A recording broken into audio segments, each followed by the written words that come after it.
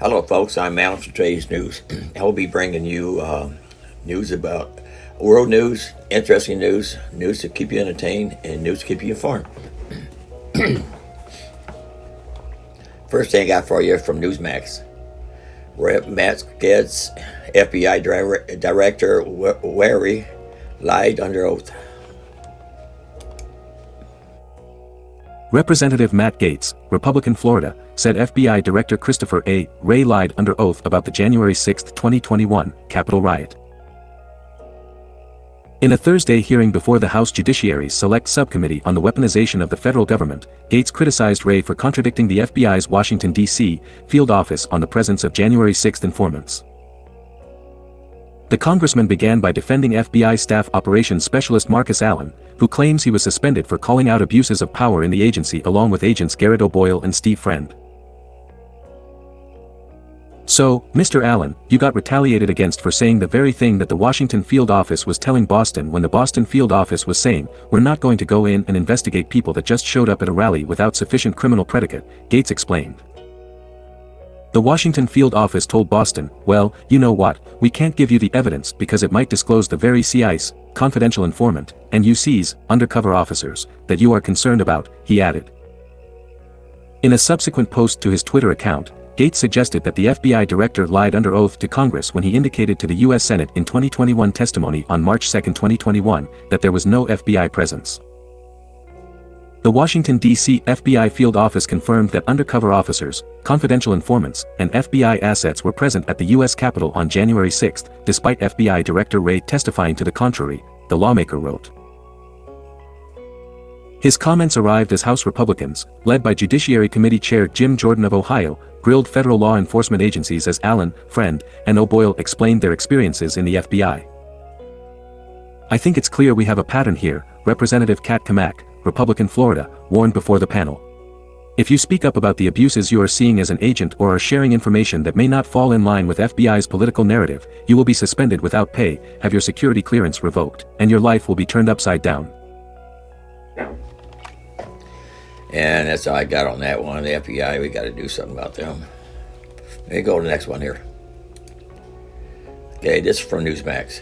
Trump also a victim in House weaponization hearing.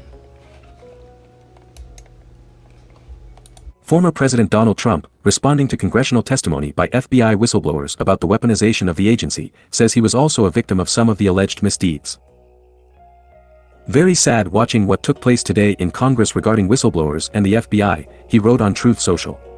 There has never been a time like this in our country, the complete weaponization of justice. I am a victim also, but the real victim is the United States of America. Congress must use its purse strings to straighten it out, before it is too late. Mega 2024. 3 whistleblowers testified Thursday before the House Select Subcommittee on the Weaponization of the Federal Government about the retribution they experienced for coming forward with statements on several issues. This included the investigations into the January 6, 2021, breach of the Capitol, the investigations of parents speaking out at school board meetings, and other instances that the Republicans on the committee say show the weaponization of the government against the American people. Democrat members of the House committee insisted the hearing was staged not to expose the FBI's actions, but to support former President Donald Trump's 2024 campaign. Ranking Member Representative Stacey Plaskett, Democrat Virgin Islands, said in opening statements that, less than 2 months ago, former President Trump, facing mounting investigations into his many alleged crimes, declared that Republicans in Congress should defund the DOJ and the FBI until they can come to their senses. Yeah, it's all ran by the FBI and DOJ. You know, they started that January 6th thing, trying to get Trump in trouble. Let's go to the next one here. This is from Business Insider.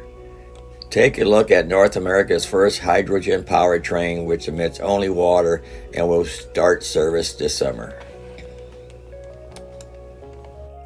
Take a look at North America's first hydrogen-powered train, which emits only water and will start service this summer. Running from June to October in Quebec, the Cordia Island will be North America's first hydrogen train.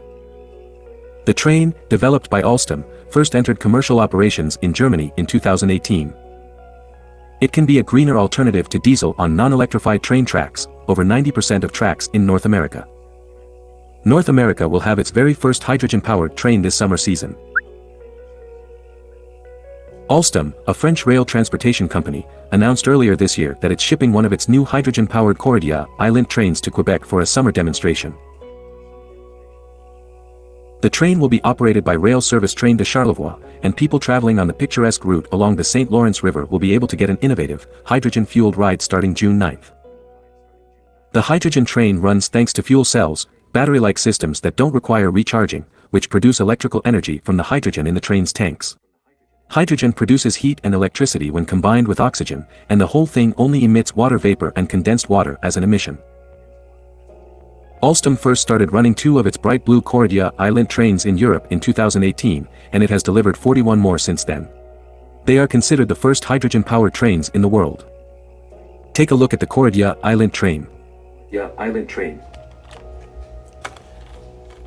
that's the train right there.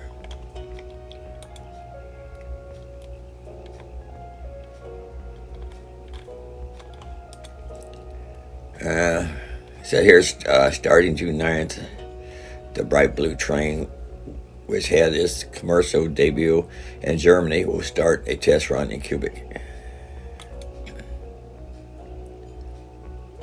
Anyway, this is 4 of 15 pictures. You can go down to the link in my description box and look at all the pictures if you want. And I'm going to the next one here. This from the Daily Mail. Republicans demand 2014 criminal probe into the Clintons be reopened. Republicans demand 2014 criminal probe into the Clintons be reopened. The FBI had at least 4 criminal investigations into Hillary and Bill Clinton that were ultimately shut down months before the presidential election in 2016, a new Justice Department report reveals, and Republicans want to reopen those probes. A long-awaited report by Special Counsel John Durham released on Monday shows the FBI began investigating claims in late 2014 from a well-placed, confidential source that 2 foreign governments were trying to make illegal donations to buy influence with Hillary during her presidential campaign. Investigators were even offered documents of one alleged $2,700 illegal contribution that led to a substantial, further donation.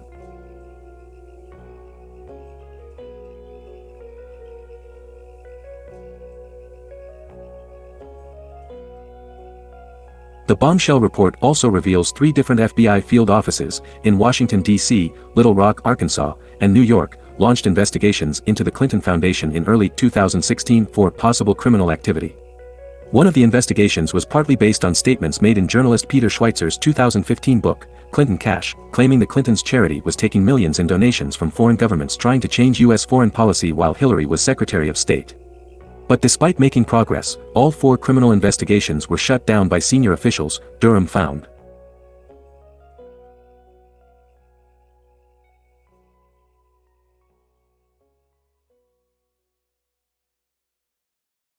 The new revelations are prompting calls from current and former Republicans for a renewed investigation into the alleged criminal activity involving the Clintons. One is Florida Republican Representative Matt Gaetz, pictured, who sits on the House Judiciary Committee's Weaponization of the Federal Government subcommittee, which has been probing claims of political bias in the FBI. The Clintons had a team of people at the FBI running interference for them to avoid criminal culpability, Gaetz claimed in a statement to DailyMail.com. These matters absolutely warrant additional exposure and review. Okay, this is 3 of 20 page photos here, and you can just go to the link in my description box. And one title, Republicans demand 2014 criminal probe into the Clinton reopen. Just click these arrows right here on the picture. It'll take you to the next one. You can read the paragraphs at below each one. I'm going to my next one here now. This from Home Digest. Here's how black pepper works as a pesticide when put in the garden. If you're on the hunt for a more natural way to protect your home garden from pests, the answer might be found in your spice cabinet. According to a study published in Parasites and Vectors, black pepper works as a natural larvicide against even insecticide-resistant bugs. It's also useful in repelling mammalian pests that could get to your plants, like groundhogs, dogs, cats, and squirrels, the United States Environmental Protection Agency. In addition, it even has antibacterial properties that can help reduce the spread of disease from plant to plant, all without the negative impacts of chemical pesticides.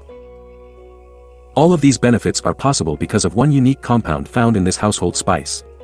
Black pepper contains piperine, an alkaloid that kills insects. Piperine acts as an antibacterial agent and gives pepper its distinctive flavor. Nosy animals are repelled by black pepper's strong smell and harsh flavor. That means they're more likely to pass on taking a few nibbles from your homegrown vegetables in favor of something with a bit less bite. Why you should consider using natural pesticides. Typical spray pesticides are usually cheaper and more convenient than natural options, but they don't come without consequences. According to a study published in Interdisciplinary Toxicology, chemical pesticides were first developed for use in the 1950s. Since then, they've had a major positive impact on the spread of diseases, increasing yields from farmers' crops and boosting the quality and quantity of food available worldwide. The idea was to utilize a chemical that was toxic to pests and weeds but safe for use around humans and other animals. However, further research has proven that developers may have missed the mark. Newer data shows that these chemical compounds pose a risk to both humans and the environment. A few sprays in your lawn every now and then likely won't make a difference in your quality of life, but runoff into the water supply can have devastating effects on the surrounding plants and animals. Because of this, it's best to utilize eco-friendly ways to keep bugs out of your garden whenever possible, like sprinkling black pepper, even in small-scale applications. How to use black pepper in your garden. There are a few different ways that you can utilize black pepper in your garden, depending on the desired effect. Sprinkling black pepper into your soil is a good way to combat and repel insects that live closer to the root, like ants, while mixing powdered black pepper or black pepper oil and warm water in a spray bottle can help target any critters on the leaves. Give your plants a spritz, and the water will eventually evaporate, leaving behind an even, protective coat. After you're done with your application, you should be good to go on protection for a while. If you experience a large amount of rainfall or notice the scent of black pepper fading, however, it could be a good idea to re-up with another coat on your plant's leaves to be safe. Investing in a large amount of black pepper only to toss it on your garden might seem like a waste of money. But with this method, you'll get all of the benefits of a typical pesticide without any toxicity or negative environmental impact. Okay, and the link of this will be in my description box if you'd like to go over again. And here's a related video. Try these garden pest control methods to protect your plants from a better home and garden. And I'm going to go to my next one now. This from news. FBI sabotaged 3 investigations into Clinton Foundation according to the conservative Investigator. John Durham's recent report is making waves as it reveals evidence that the FBI stopped investigations into the Clinton Foundation 3 times during the election year of 2016. Furthermore, it has been alleged that the FBI provided the Clinton campaign favorable treatment, while rapidly advancing investigations into Donald Trump's campaign. One of these investigations revolved around a $2,700 contribution from a confidential human source, CHS, to the Clinton campaign, which came from a foreign source and was in violation of federal law. When tipped off, the FBI instructed the CHS to not attend any more campaign events, set up meetings, or anything else relating to Clinton's campaign. We need to keep you completely away from that situation. I don't know all the details, but it's for your own protection. This was allegedly in fear of how Hillary Clinton would react should she become elected president. And there's more to read on that if you want to read the rest of it. I'm going to go to my next one now. And this one is from Fox News. Durham report revealed corruption that could mean the stunner for Trump in 2024. Who is going to trust the Department of Justice now? In the wake of Special Counsel John Durham's long-awaited report, Americans now know there was widespread political collusion and deliberate deception from the very top of the Obama administration, the Clinton campaign, the corporate media and the Department of Justice, DOJ, all in favor of the Democrats. Not only did they abuse their power and lie to the public, they seem to be proud of it. With these facts now added to the long list of formerly crazy conspiracy theories come true, former President Donald Trump is essentially inoculated from any future prosecution by virtue of the public mistrust in an obviously weaponized federal government. Even if prosecutors somehow manage to get a partisan jury to convict, the public will see it as a political witch hunt predicated primarily on partisan politics. The more they try to get him, the stronger they make him. For this reason, both Democrats and Republicans should fear what could come next if they don't clip the wings of this rogue federal agency and institute serious systemic changes. If they can do it to Trump, and they did, then they can do it again to anyone. One thing has become crystal clear: the Justice Department cannot and will not police itself. DOJ is unwilling and unprepared to discipline, let alone prosecute its own. That's one reason the work of the Select Subcommittee on the Weaponization of the Federal Government is so vital. To restore its position as a co-equal branch of government, Congress must lose its reluctance to wield the heavy tools available in the law and the Constitution. It can and must develop an independent means of enforcing congressional subpoenas. The threat of impeachment of Senate-confirmed bureaucrats must become more feared. The House of Representatives must unite to implement what is perhaps the most powerful tool, the power of the purse. And Congress should reconsider and expand the role of independent offices of Inspectors General, OIG, to ensure the Justice Department can no longer ride above the law. Republicans have been bafflingly reluctant to wield impeachment power. Getting support to impeach IRS Commissioner John Koskinen in 2015 was a heavy lift. It shouldn't be. If Congress doesn't hold administration officials accountable, who will? Under the Advise and Consent Clause of the Constitution, the Senate was given a co-equal voice to confirm a bureaucrat and remove them, but they do not. Likewise, Congress has failed to secure its own subpoena power. For too long, the body has been content to rely on the DOJ to enforce congressional subpoenas. But now that we clearly see the DOJ applying a political litmus test to such requests, the American people need a new solution. For Democrats, subpoenas are enforced in record time with guns drawn. For Republicans, the DOJ will only enforce legitimate subpoenas based on their own whims after months of review. Congress can also leverage the power of the purse to play hardball by denying agency funding until the government produces requested documents and witnesses. But they don't. While all of those options are on the table, perhaps the most effective solution could come from empowering the government's independent inspectors general. Most everyone in government is currently subject to review by an Office of Inspector General, OIG. The ability of these investigators to subpoena documents, interview witnesses and expose wrongdoing has yielded important evidence and numerous criminal referrals. But they don't have authority to make any prosecutorial decisions, and they probably should. To the shock of most people, the IGs are prohibited from investigating wrongdoing by attorneys at the DOJ. Nor can they compel testimony once someone leaves federal service, and both of these need to change. Before the Durham report, there were 2 IG reports on the Russia collusion hoax that combined for more than 1,000 pages. They included discipline and criminal referrals that DOJ ignored. Consequences for wrongdoing by federal law enforcement have been minimal. Even ex-FBI attorney Kevin Kleinsmith, who pleaded guilty to making a false statement after altering a document in the Crossfire hurricane investigation, received only probation and community service for his crime. He forged documents to effect an election and he didn't even lose his law license. Sadly, the American people have lost trust in some of the most important institutions, the Centers for Disease Control and the Department of Justice. And this may very well propel Trump back into the White House. Yeah, I don't have no trust for CDC or the Department of Justice, DOJ. Yeah. Nope, don't even trust them. Okay, this is from Men. The next one is from Men's Health. The real purpose behind the McDonald's drink button has people losing it. I thought this was very interesting here. Not really news, but interesting. You know, all those buttons on top of McDonald's drink lids? People assumed they pretty much cracked the code when it was revealed that the round doodads indicate the type of soda inside, but it seems that internet sleuths only partially solved the mystery. A recent tweet from the account at Todayersoldig offered a look into the true purpose of the lid's rectangular buttons. Essentially, the rectangular buttons serve as a sort of reset. If a McDonald's worker were to accidentally press the wrong circular button and label the wrong beverage, they can correct their error. Video from at Todayersoldig shows that if the rectangular button is pressed, the circle next to it immediately pops up. I haven't been to McDonald's a long time, but these circular button was never pressed when I bought sodas there before and stuff. But if they did press the wrong one, they can press this rectangle and that circle will pop back up again. Pretty cool. Let me go to my next one. This is from Fox News. After a heated whistleblower hearing, ex-FBI agent says current employees agree Bureau has become politicized. I can't see that.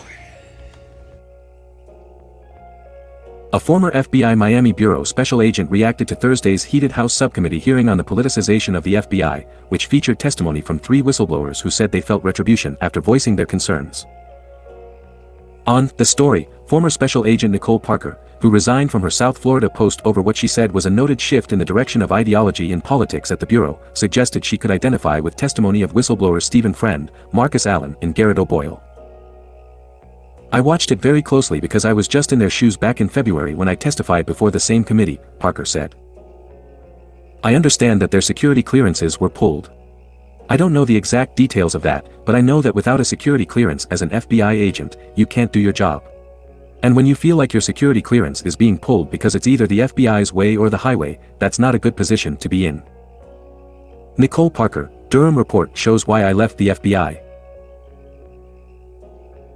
Parker said her clearance remains intact until late 2024 following her resignation, which shows how serious the loss of such a qualification is to someone in federal law enforcement.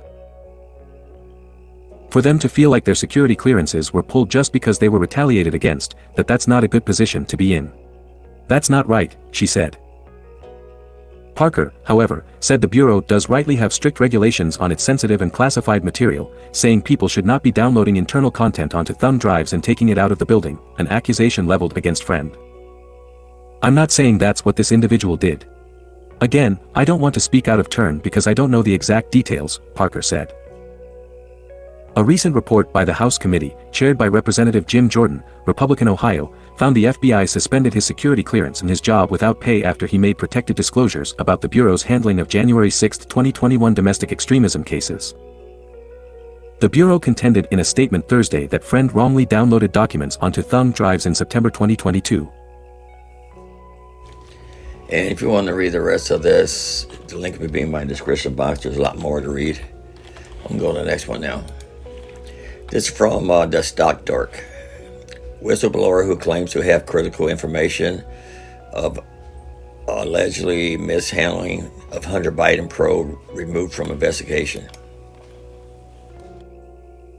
Attorneys representing an IRS whistleblower who claimed to possess information regarding alleged mishandling and political interference in the ongoing criminal probe into Hunter Biden have informed key congressional lawmakers that the whistleblower has been removed from the investigation. The whistleblower's legal team also stated that the investigative team working on the case had been taken off, according to the letter obtained by CNN.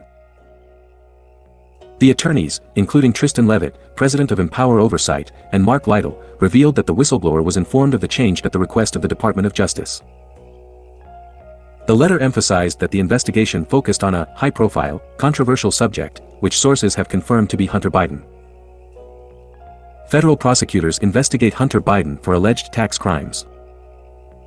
For several years and under 3 attorneys general, federal prosecutors have investigated Hunter Biden for alleged tax crimes and a false statement, potentially leading to charges. However, no charges have been filed thus far, and Hunter Biden has denied wrongdoing.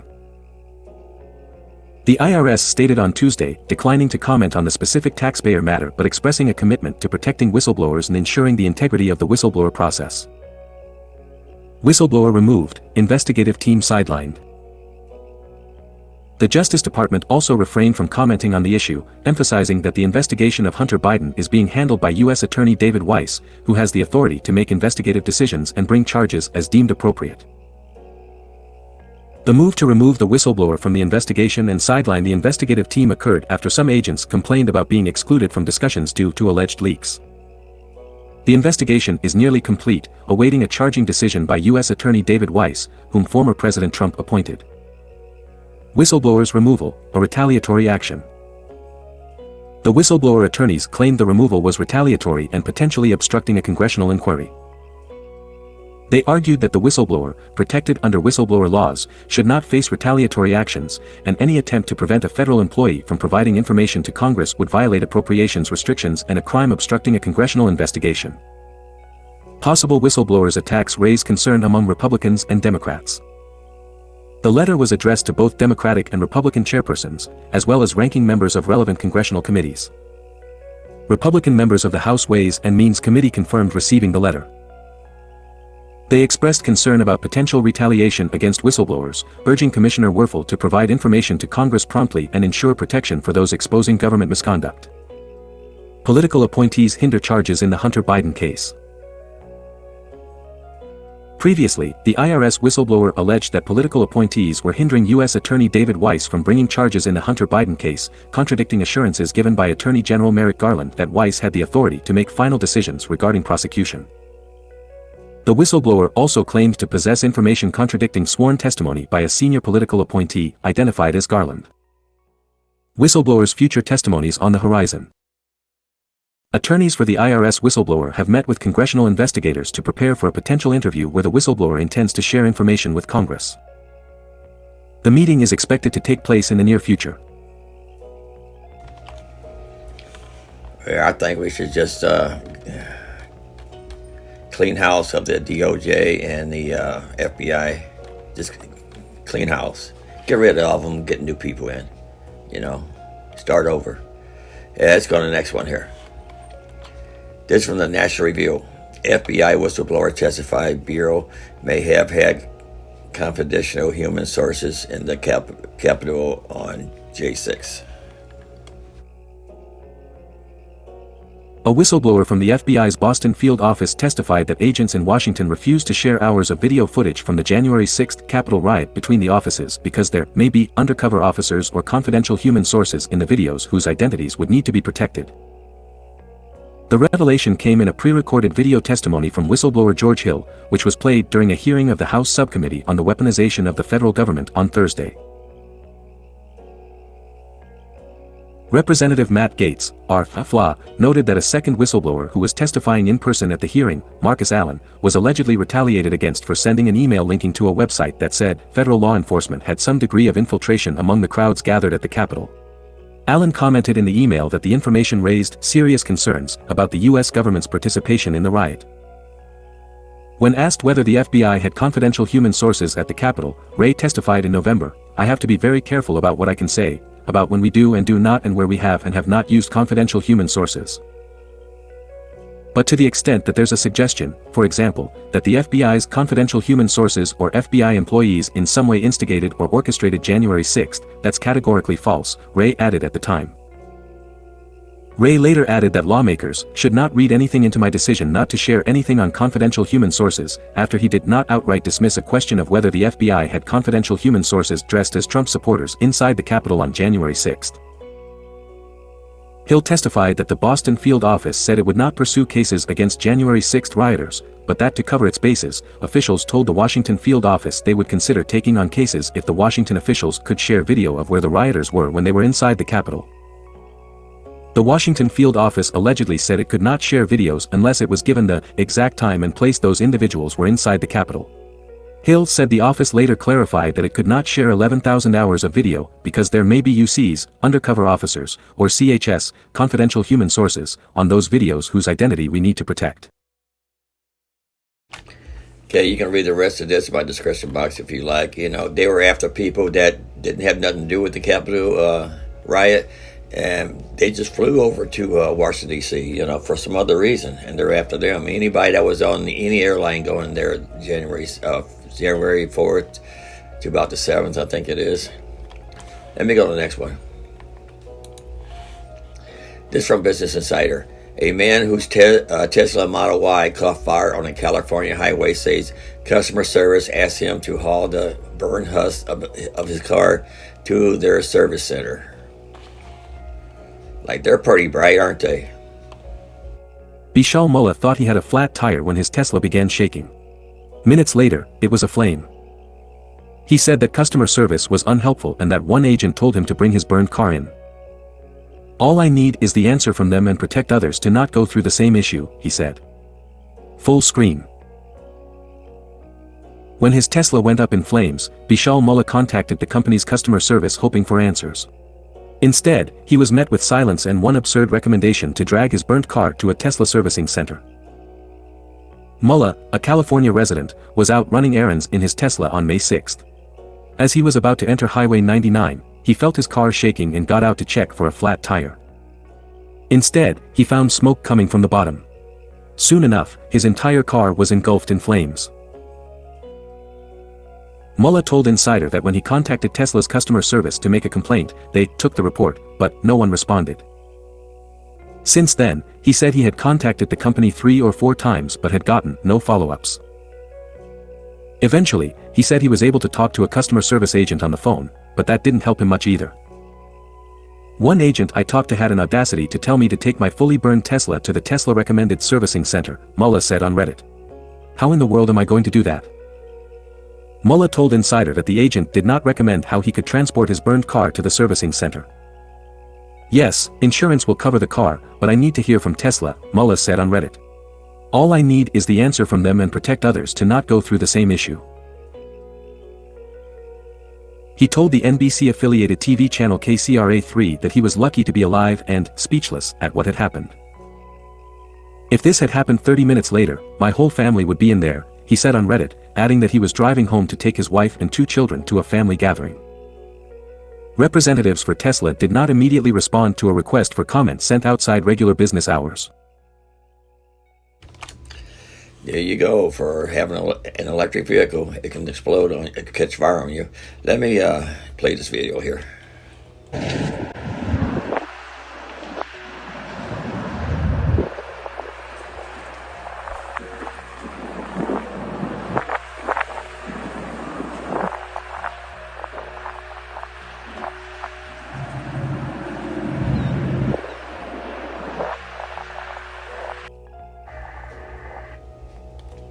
Wasn't much to that video.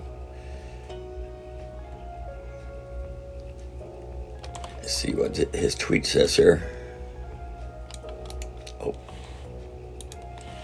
Anyway, it says, my Tesla Y caught fire on Saturday, May 6th at the California highway. I was driving on a ramp to enter the freeway when I hear a noise from the bottom.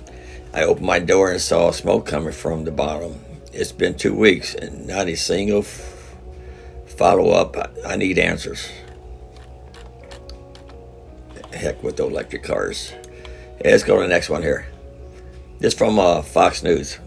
Nicole Wallace whines how FBI whistleblowers who testify at House committee are guilty of insubordination. The FBI whistleblowers who spoke at the House Judiciary Committee and Subcommittee on the Weaponization of the Federal Government on Thursday were guilty of insubordination, according to MSNBC host Nicole Wallace. She complained about the recent hearing which sought to divulge alleged corruption within the FBI on her show, Deadline, White House, with former Deputy Assistant Attorney General Harry Litman. While the agents who testified were referred to by Republican House members as whistleblowers, Democrat members objected to the term. Wallace echoed that criticism, pointing out that it was not in dispute that these FBI officials were guilty of insubordination. What does it say that Republicans are trying to misappropriate the whistleblower term? There's always a more sinister motive. They are reappropriating the term after doing everything they could to endanger the life of the whistleblower that led to Donald Trump's first impeachment. They are standing by people who are at a minimum, again, not in dispute, guilty of insubordination, of refusing to carry out a court-approved search, Wallace said. Continue reading. Sponsored content. More from Fox News.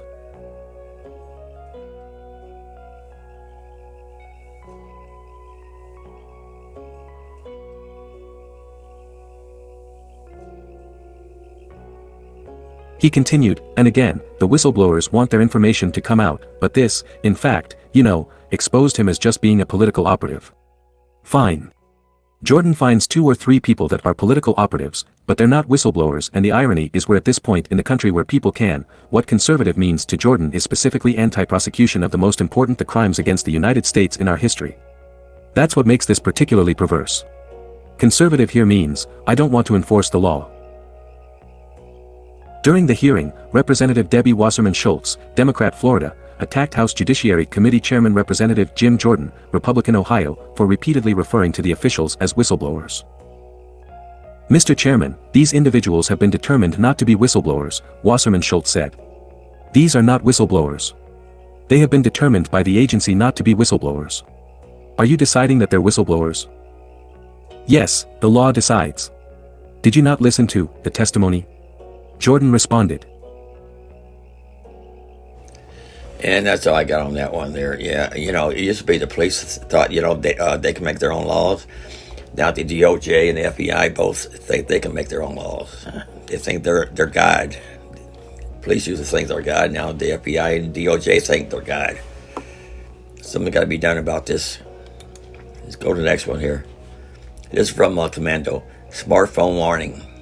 Check these settings now on your iPhone or Androids. Criminals can hack almost any device connected to the internet. Given the massive amounts of photos, videos, and personal information stored on your smartphone, they are significant targets. That's why you must take preventative steps to protect them as best you can. Tap or click here for 3 steps to protect your phone from hackers. Now that you have a few ways to beef up cybersecurity, let's not stop there. Keep reading for Android and iPhone settings to check ASAP to give your device a fighting chance against security threats. Google Play Protect for Android. While official app stores are more secure than third-party options, they are not infallible. Bad apps occasionally slip through the vetting process of the Google Play Store or Apple's App Store. One of the best ways for Android users to ensure they don't download malicious apps is to utilize Google Play Protect. It is enabled by default, but only if you have a Play Protect certified device. Here's how to check. Open the Google Play Store app. At the top right, tap the profile icon. Tap Settings. Under About, check if your device is Play Protect certified. Google explains the setting, runs a safety check on apps from the Google Play Store before you download them, and checks for potentially harmful apps from other sources, which could contain malware. When Google finds a harmful app on your phone, it warns you and allows you to remove or deactivate its functionality. Of course, you can turn the setting off, but that isn't a wise move. If Google Play Protect somehow got turned off, here's how to turn it back on. Open the Google Play Store app. At the top right, tap the profile icon. Tap Play Protect Settings. Turn Scan Apps with Play Protect on.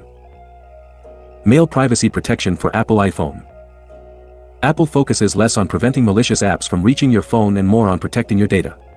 One way it does that is through Mail Privacy Protection, which protects your privacy by preventing email senders from learning information about your mail activity. Apple says, when you turn it on, it hides your IP address so senders can't link it to your other online activity or determine your location. It also prevents senders from seeing if you've opened the email they sent you. Here's how to enable privacy protection on your iPhone. Open Settings. Scroll down and select Mail. Tap Privacy Protection. Slide the toggle next to Protect Mail Activity to the right to enable the setting. Note, if you subscribe to iCloud Plus, you can also use Apple's Hide My Email to generate a random email address for replies. Keep reading. Keep reading. Okay, yeah, I got an Apple phone, and I actually trust the Apple App Store, but not anymore. But I do use a VPN on my phone, and I do sometimes use Hide My Email, so I don't use my real email for signing up for stuff. And let's see. This is going to be the last one here. The one color to wear if you have wasps. As we head into warmer months after what felt like the longest winter ever, there's so much to look forward to. Beer gardens, brighter mornings, longer evenings, and did we mention beer gardens? Of course though, there are the bugs. So many bugs. Most of them, like the humble butterfly, are completely harmless, but then there are wasps. According to conservation specialist BugLife, there are 9,000 species of wasps in the UK, and ideally, we'd like none of them to be in our homes. Fortunately, it turns out, there are some, unique ways to keep the stripy stingers out of your home and away from your pints when out and about. How to keep wasps. Did you know that most insects can't see the color red? This includes wasps. Wasps are drawn to brighter shades like yellows and whites because they look similar to the shades wasps look for from flowers, and they're not attracted to darker shades like blues and blacks. But for clothing, the safest bet is red because wasps just can't see it and therefore aren't attracted to it. Mix basil and garlic. Basil and garlic combined may sound dreamy to us, but to wasps, this is revolting. Keeping basil plants and garlic cloves around your home, especially near windows, can help to keep the wasps outdoors. Make your home minty fresh. Wasps hate the smell of mints, so if you mix some peppermint oil with dish soap and spray it around the home, not only will your home smell minty fresh, but wasps will immediately steer clear. Alternatively, mint plants placed near windows or on tables will help keep them at bay, too. Make the most of cucumber season. Summer is cucumber season, and if you're partial to adding them to salads or sandwiches, you might want to keep some cucumber aside for warding off wasps. Wasps hate the acidic taste of cucumber peel. Make your own wasp traps. If you are the kind of person that likes to keep jam jars once you're finished with them, you can use them for a makeshift wasp trap.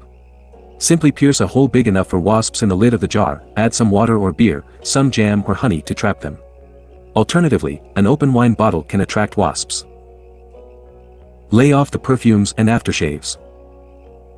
This probably isn't all that surprising, but those perfumes and aftershaves you wear to smell vaguely floral. They smell like flowers and therefore attract wasps. Lay off those sweet scents and keep it neutral to keep those pests away from you. Splash the cash, or pennies, around. Wasps are very averse to the smell of copper, so if you rub some of the pennies you have and leave them lying around your home, they're more likely to avoid buzzing about the place. And that's all the news. I thought that one was very interesting. And that's all the news I got for you for today. And there was nothing about Russia or anything, or Ukraine that I could find. So I hope you like what I had. And remember, I am Alan for today's news. I will be reading and speaking about world news, interesting news to keep you entertained, and news to keep you informed. And thanks for watching. Until next time.